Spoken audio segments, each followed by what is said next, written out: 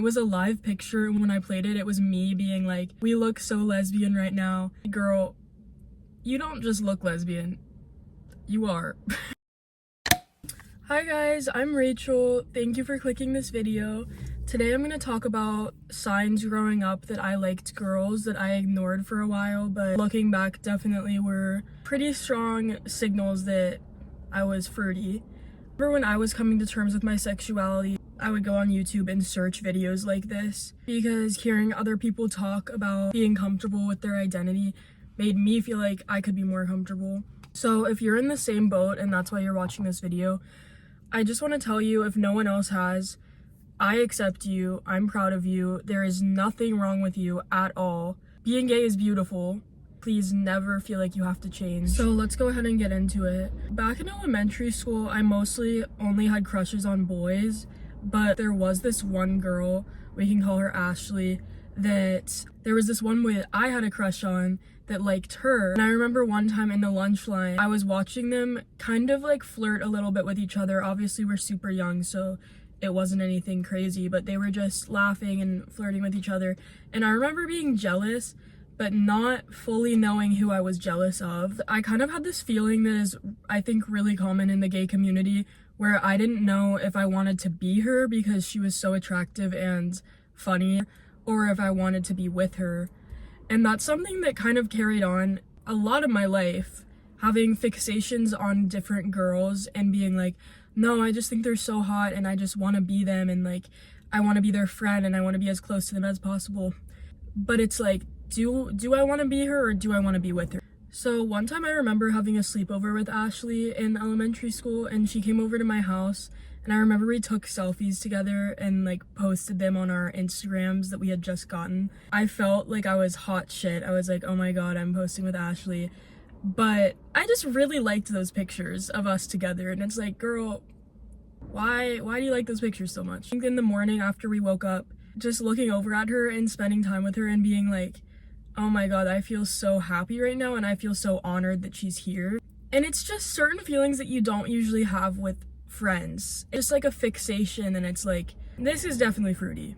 I grew up in a family where we were raised Christian. My parents took us to church every week. I think it would probably have been like late elementary school for me when gay marriage was legalized in America. And I remember going to church that Sunday after it was legalized, and our pastor walked out onto the stage solemnly, and he did a whole service about how we needed to guard our hearts and not let modern culture poison us. He had us all pray together that we wouldn't succumb to society and stay true to the Bible despite this evil period of time. So that was my first understanding of being gay, and my first feelings I internalized towards it was, oh, this is something bad. And that feeling definitely stayed in me. To this day is something I have to work through, is the religious guilt that comes from believing that for so long. So when I was in middle school, I didn't have many friends. I was really quiet and just lonely. I felt like there was something wrong with me because I couldn't make friends very easy. But in 8th grade, I ended up meeting this girl. We can call her Allie.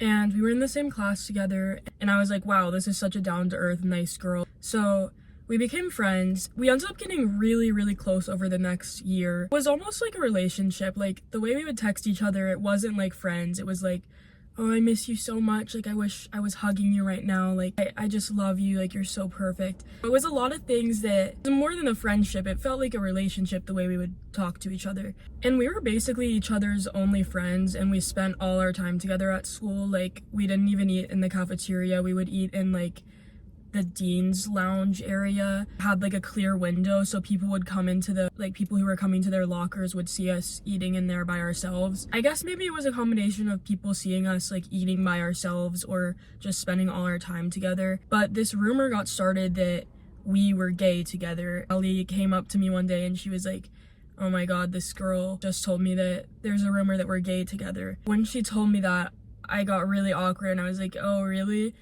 And I just remember my stomach dropped in that moment. It made me really uncomfortable, and I had to go to math class after that. I couldn't hear a word the teacher was saying. I was just staring at my desk, and I felt so sick. Like, I felt so ashamed and just like awkward and nervous that people were saying that about me. And Ali had told me at one point that people on the bus, like the popular kids, were making fun of her amongst themselves, like calling her gay.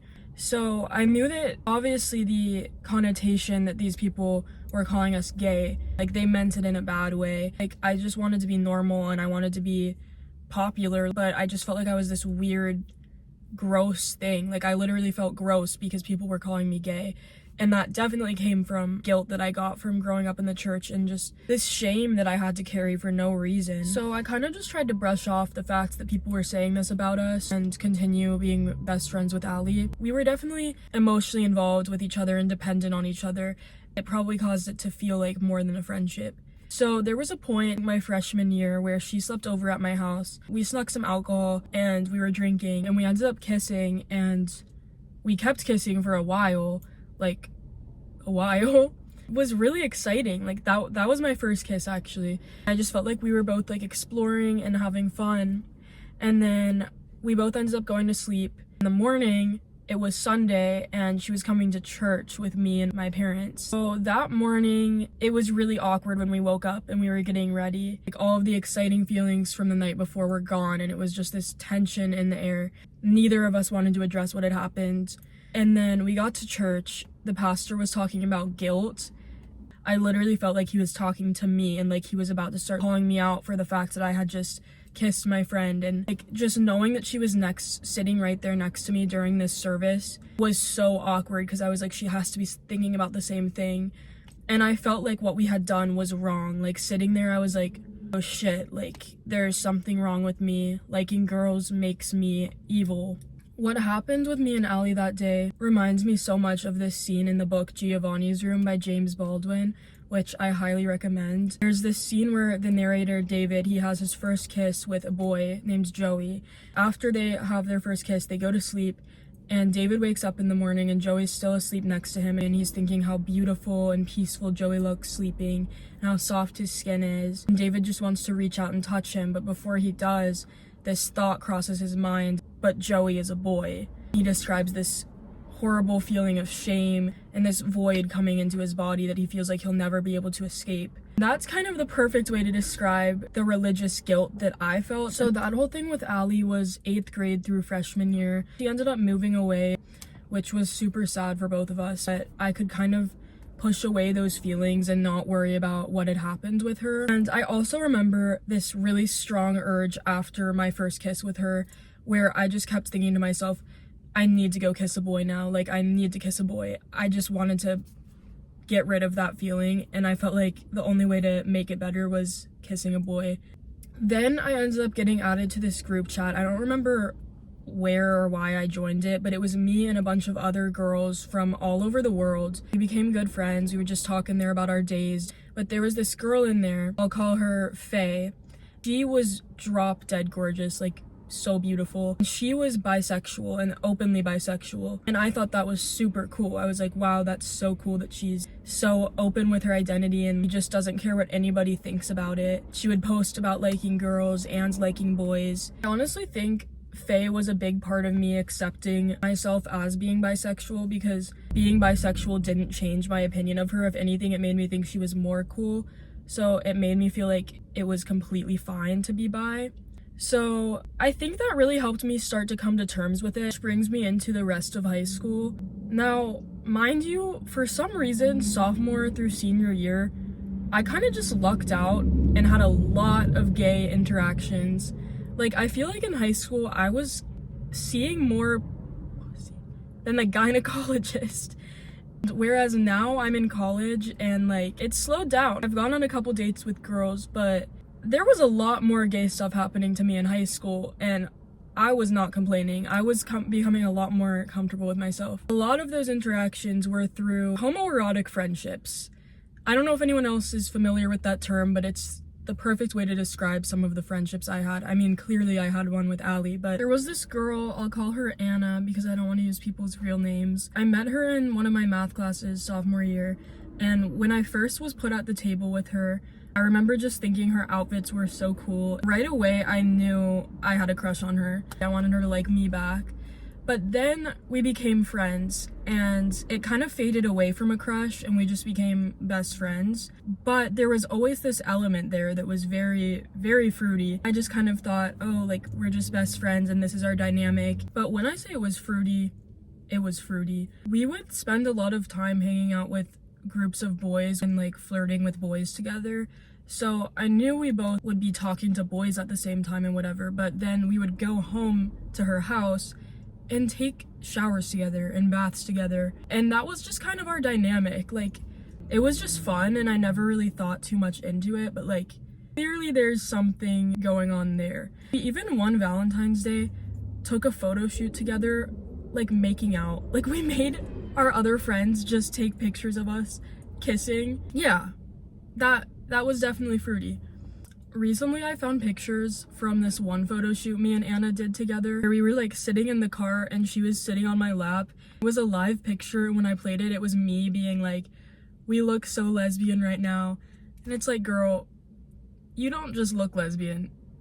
You are bisexual, but you get what I mean.